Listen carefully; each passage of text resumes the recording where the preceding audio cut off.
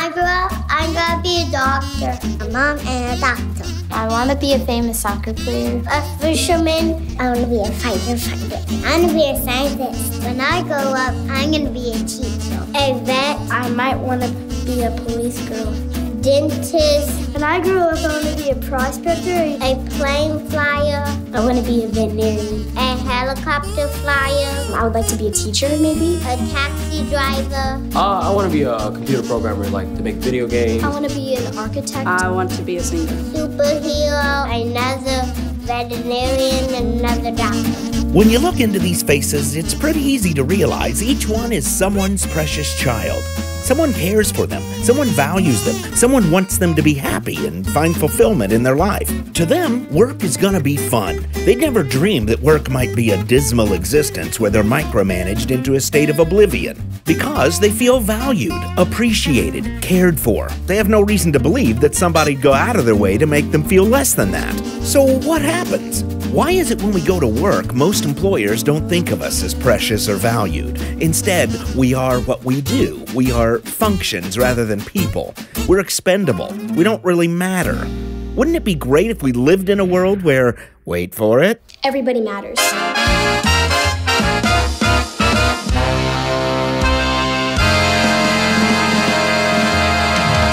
There's not a person in this world that I know that likes to be micromanaged. I don't think that people really necessarily feel valued at all. I think more of them think less about their people and more about their bottom dollar. What about your bosses? Can we change the song here? If you had a better boss, what would a better boss do? More friendly, more appreciate the employees, maybe will be nice. Most managers and bosses that mean they don't show that they care.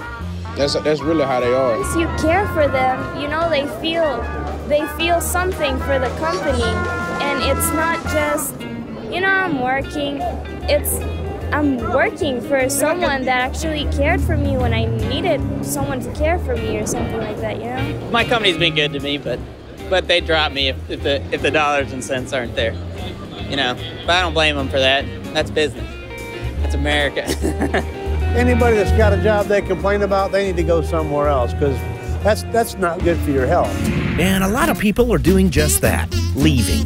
According to Forbes, 2 million people leave their jobs every month because of poor leadership, lack of trust and empowerment, internal politics, and a lack of recognition. A Mercer study showed 32% of the workforce is actively looking for a new gig at any given moment. And 75% of workers say they'd take another job if one came along because they don't feel valued, appreciated, or cared for by their employer. I just talked to a lady that worked for me at the other company. She hasn't had a raise in 7 years. She went to the boss the other day and asked if she could get a raise, and their response to her was, "You're getting a paycheck every Friday. If you don't like it, leave." The short-sightedness of this sort of thinking is comical, and the productivity loss due to low morale is staggering. A Gallup study found in the U.S. alone, unhappy, disengaged, unfulfilled workers cost the economy up to $500 billion per year. That's $500 billion of lost productivity. That's a stack of $100 bills that would literally pass the International Space Station. And that's just the financial toll. What about the human loss? What about the fact that just doing the right thing, doing good, could actually make work and the world a better place? Best-selling author Simon Sinek has been saying that for years. I think the major problem in business leadership today is that there is no leadership. There's a lot of management. It's a very short-term attitude to just think of people as a resource that you just pay and expect them to do their work. You don't even have to take it from a human perspective. The human perspective, isn't it good to look after people? This is a team. We're responsible for the lives of human beings. But if you want to be cold-hearted about it, people who like coming to work more are more productive. People who feel safe amongst their own, who can trust the people that they work with, are more likely to offer bigger ideas, take better risks, be more innovative, be more productive. There's a whole host of good business reasons that has nothing to do with the humanity of it all. Well, that's nice, Simon, but are there businesses that care about humanity? Well, there are quite a few businesses like this that do exist out there. This is Raj Sisodia, another best-selling author and professor of global business at Babson College. Well-known companies like Southwest Airlines and Google and Starbucks and Costco and Container Store and Patagonia And Barry Wehmiller certainly is very much part of that framework as well. Now, I know what you're thinking.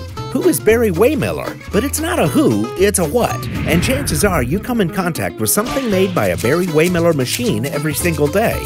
Barry Wehmiller is a manufacturing and consulting company based in St. Louis that builds and designs machines that make things, like the top of nearly every aluminum can in the world, cereal boxes, toilet tissue, corrugated boxes, all kinds of labels, pet food bags. They even hold the patent on those tiny little metal clasps on manila envelopes. And 80% of the world's medicines pass through a BW centrifuge. They build bottle fillers, pasteurizers, conveyors, corrugators, labelers. The list is endless. They're made up of more than 80 companies with over 10,000 employees worldwide.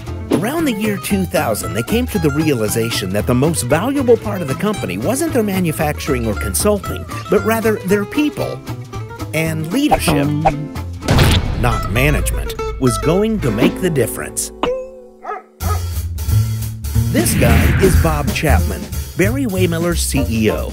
He'll be the first to admit that in his early days of leadership, people-centric thinking was not part of his business plan.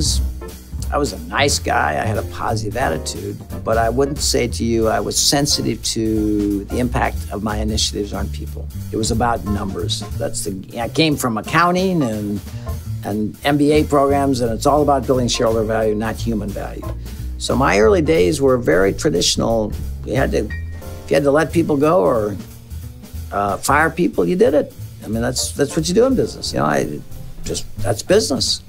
And then that's the conventional thought that exists in most places today. It's just business. It's not human, it's business. It's about numbers.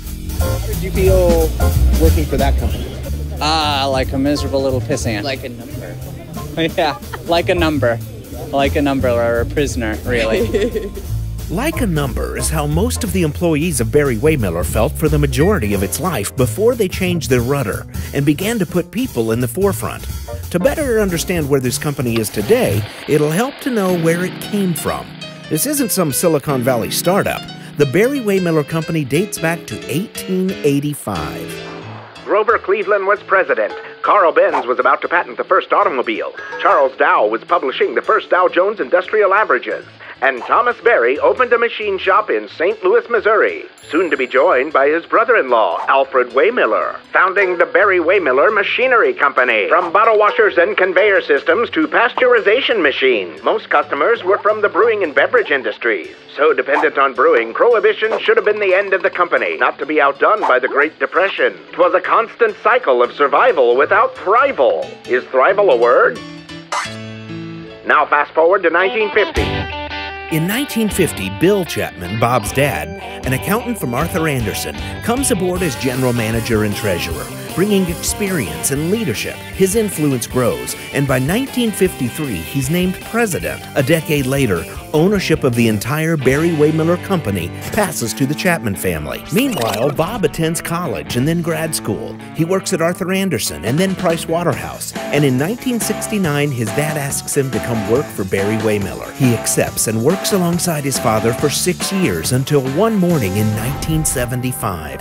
He got up that morning, ran an errand to a friend of theirs' house before they went to the airport, and he passed out and died. Clearly, I was shocked that all of a sudden he wasn't here.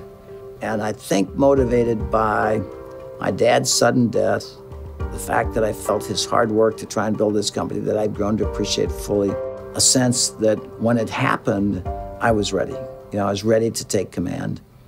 Although Bob was ready to take command, the bankers in New York were not as confident. Our bankers flew in from New York and said, sorry about your father, but given the performance of the company, your father's death, we really think we need to be repaid our loans and we need to end this relationship. That was exactly what I needed in hindsight, because my reaction was to grab a hold of that business, pay down that debt, and get the company on track.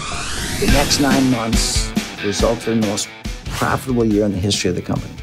And we paid down our bank debt, and all of a sudden we went from not being bankable to banks approaching us. So really, for the first time in over a century, Barry Wehmiller was a thriving company. As they thrived, they developed new technologies like solar and automatic inspection systems. They bought out a joint venture in the United Kingdom called BWI. Revenue soared from $18 million to $71 million in only 4 years. Bob Chapman would say, everything we touched turned to gold, but we were about to come to a cliff, and that was going to come to an abrupt end. And in 1983, what appeared to be too good to be true was the core markets dramatically changed overnight because instead of building new breweries, they started buying breweries that were being shut down. Solar energy systems started having technology problems. Electronic systems had technology problems. We wound up with warranty issues. We had a bunch of inventory that became obsolete, and so we had a $5.5 million warranty and inventory write-off, which put us in a very big loss. One of the banks who told me how much they supported us shut down radically our credit lines to the point where we didn't know we could make payrolls. The consequence of all this was we were buried in debt, we had no money coming in, and we had all of our vendors and people who wanted money knocking at our door, including the bank.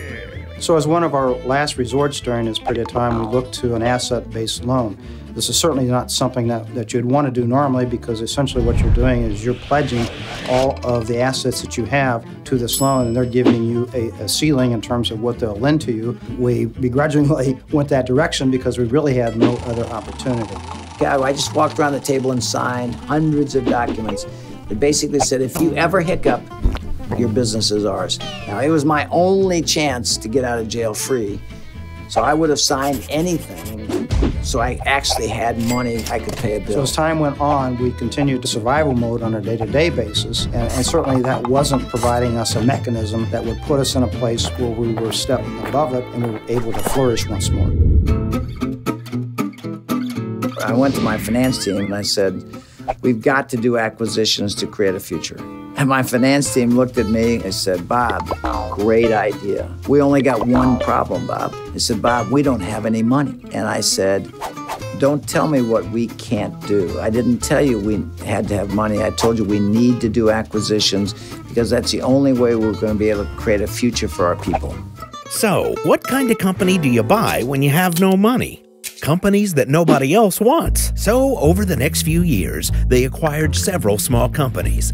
And while individually they weren't worth much, the hidden value was clear when they merged them into a single company. Tapped out of credit, millions in debt. Our core business was still struggling. Citicorp had grown tired of the relationship and wanted us to repay the loan. With the debt pressure mounting, an idea came from the European team to combine these new acquisitions with the European division and sell them off on the London Stock Exchange as an IPO. They hoped they'd make enough money to pay off their debt and maybe end up with an extra $2 million in the bank. Out of debt, $2 million in the bank sounded like heaven. So we went forward with the IPO, and as it turns out, it was 31 times oversubscribed.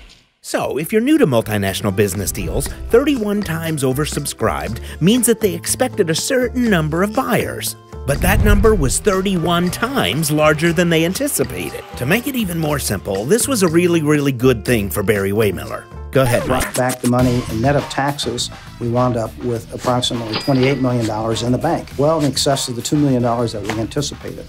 Almost miraculous to the company to have this new beginning for us. In fact, it was so remarkable that it was something that Harvard determined would be an appropriate case study for them to do. The rest is history in terms of all of that activity that took place.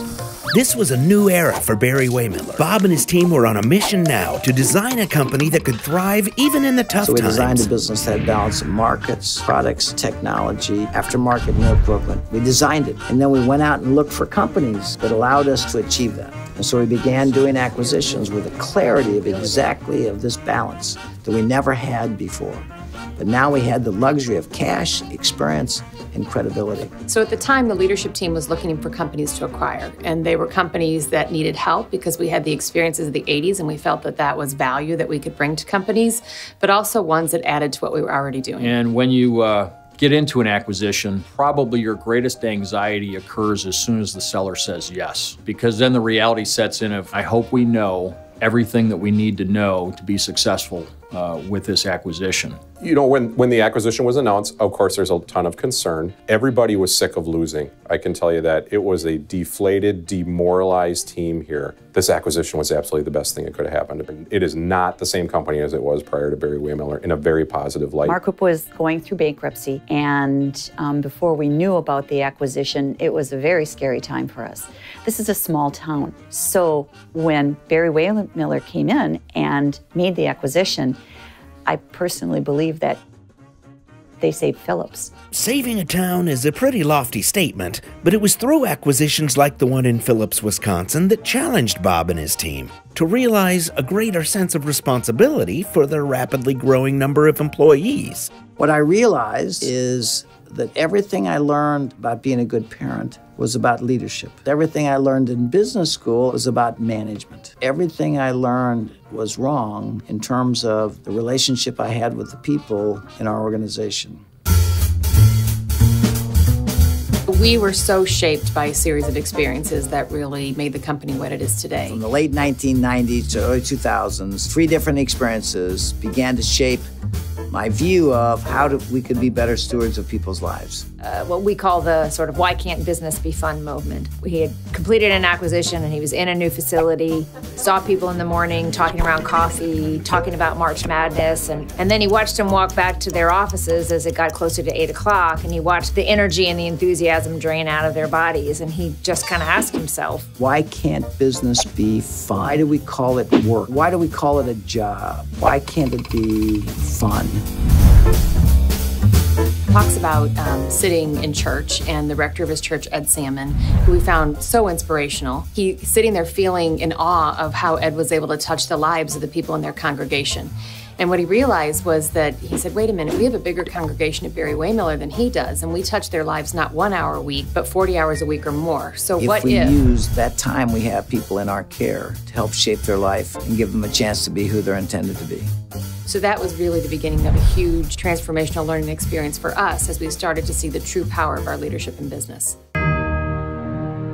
Cynthia and I were sitting in a wedding. A friend of ours was walking his daughter down the aisle. He took the hand of his daughter. He said, her mother and I give our daughter to be wed to this young man. As a father, I knew that that's not really what that father meant to say. What he meant to say is, look at young man. Her mother and I brought this precious young lady into our life. We've given her everything we can possibly give her so she can be who she's intended to be. And we expect for the two of you to be stewards of each other's life so each of you can be who you're intended to be. Do you understand that, young man? That moment, my mind went to our 11,000 people. And I said to myself, all 11,000 of our people are somebody's precious child who we have the care for 40 hours a week. And if we're responsible, we can have a profound impact. And it changed the way I thought of everything, because before that event, I saw the people in our organization as employees and functions. An accountant, a secretary, a receptionist, an engineer, production team member. I didn't see them as somebody's precious child. I saw them as a function for my success. And after that day, I realized they weren't a function. They were somebody's precious child, just like that young lady that walked down the aisle.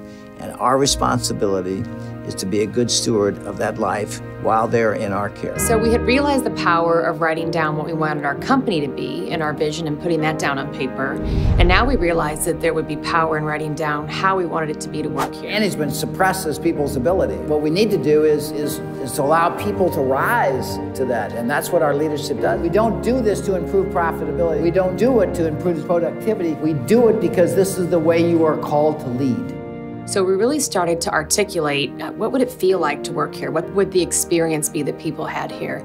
And that document came to be the guiding principles of leadership, or we now call it the GPL. The GPL basically kind of threw out all the rules. You know, it's no longer strictly about profits or how well you manage people, but it's about true leadership and caring for people.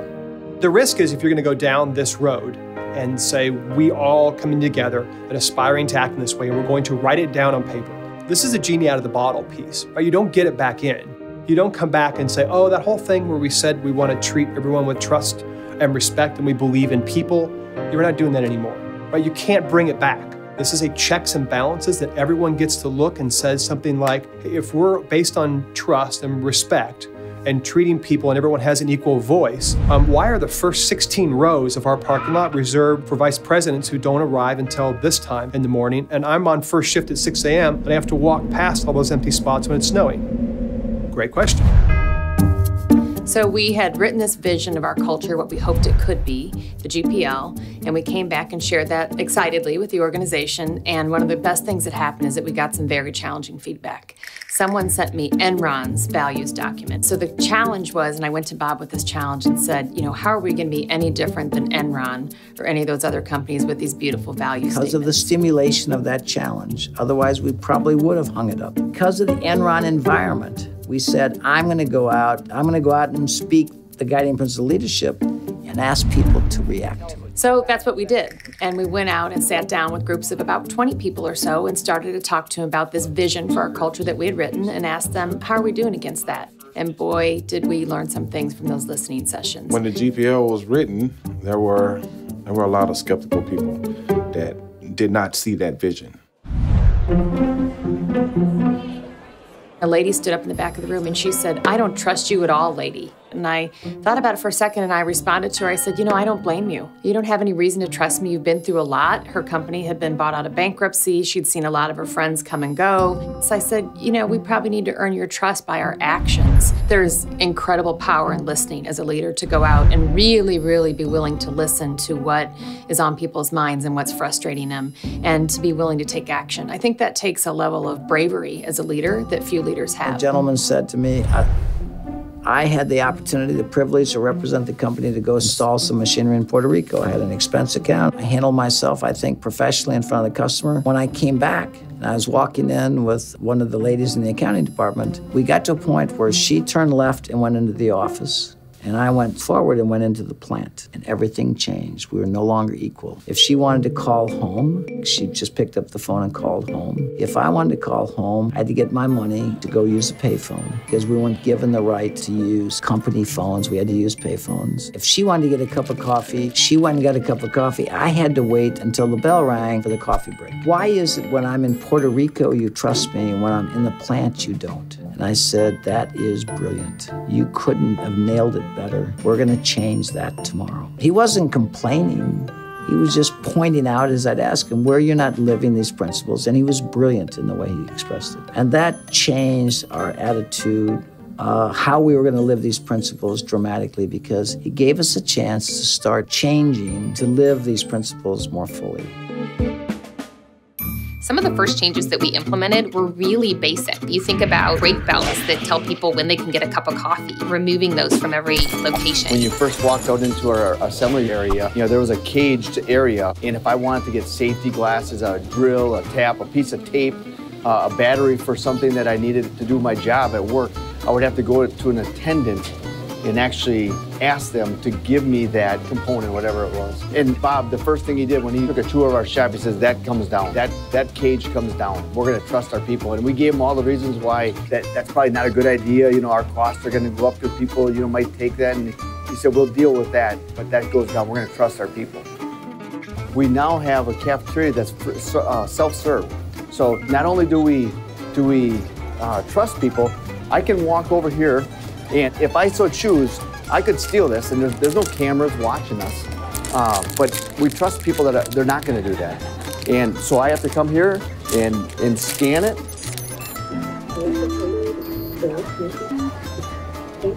Now I walk away.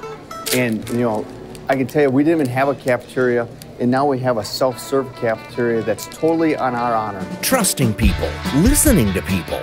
All of the changes being implemented were resonating. The GPL was proving to be more than just words hung on a wall. One of the biggest examples came in the form of recognizing and celebrating people for living out these new values. Recognition and celebration is a very important piece of our culture. I would say it's a cornerstone of our culture. It is absolutely foundational to our organization. And one way to do that is we plan these events around the person that that's actually the recipient of the award. And we try to incorporate as much of their family members, close friends. Sometimes we bring people from their churches and things of that nature and make it very special and meaningful to that particular individual.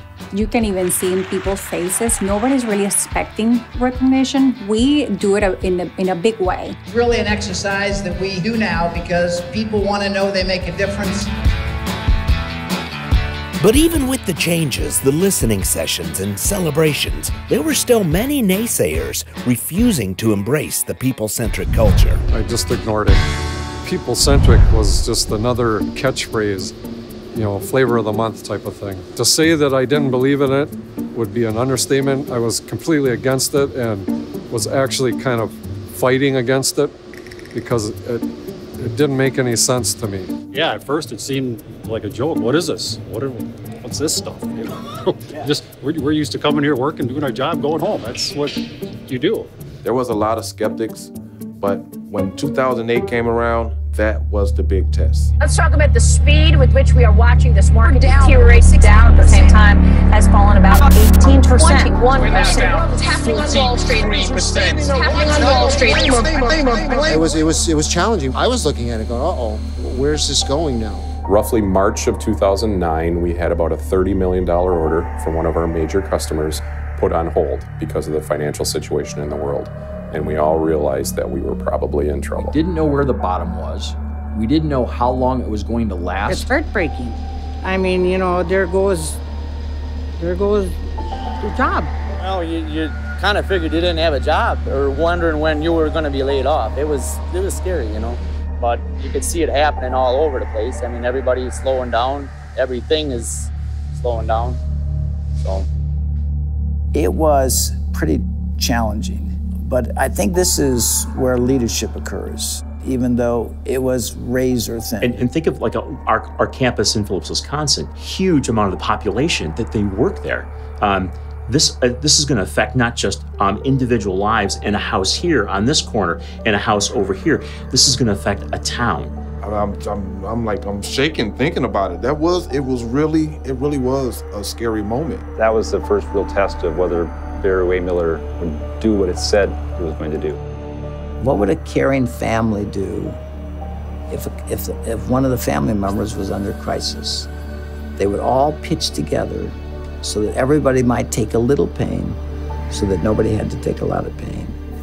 There was a lot of our business units that were weathering the storm well, and a lot of the business units that were really struggling, that literally did not have work for our associates each and every day. Bob sent out an email to everybody saying that, you know, we are in the midst of a crisis, orders are down, and this is what we are going to do.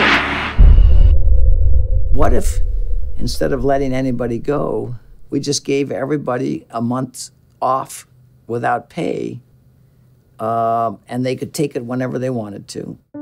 So this was really from the top down. Bob reduced his salary to his starting salary when he began his career at Arthur Andersen. People came to me and said, Bob, you can achieve the same goal if you just cut everybody's salary by 5%. And I said, that doesn't seem fair. If we're going to ask people to compromise, we are going to give them something in return, which is quality time at a time they want to take it. Business units that were doing well, people still took a furlough. You think about how would a caring family respond? We would all sacrifice some so that nobody would have to sacrifice a lot. And that was like a huge sigh of relief for everyone. you could swap, you know, say Joe didn't want to take his week of furlough and Mike wanted it. Mike would take Joe's week and it worked good. Kept Joe working and kept Mike at home, you know, when he could afford to be at home. But it was a good program for everybody. And it actually became a great coming together across the organization of how we're going to get through this as a family. That was where the real question was. Are we going to live to our ideals? They wanted to save our jobs, make sure that we were secure so that, you know, we could have a job to come back to. That built trust. You know, maybe this company is really for real. Maybe they really do care about us. Unfortunately, it's unusual. You see someone running a company that interested in people. That's sad. I'm proud to be working in a place that does care about people. And going through that phase, a lot of the people that were skeptical at first, now they're in. That sealed the deal. This GPL is real. It's real. Having won over many of the skeptical hearts and minds, productivity and revenue flourished even in the midst of the recession. The people-centric culture wasn't perfect, but at its core, people were getting it. Leaders were learning to listen and trust and care. And even some of the hardest of hearts were changing. Yeah, it was a point in my life where I was realizing that I had that in me to care for somebody. And when somebody would say, I really can't afford to take a furlough, I felt it. I felt like I can take that for you. If you can stay here and work, I really do want you to be okay, which was a new thing for me, to worry about someone else and say, I'll do it for you. I have a completely new perspective on how I view people. People are the most important thing to me. I used to push people away. Now I need to surround myself with people. But also I look for the ones that were like I was. I want to have that opportunity to do for them what everyone's done for me.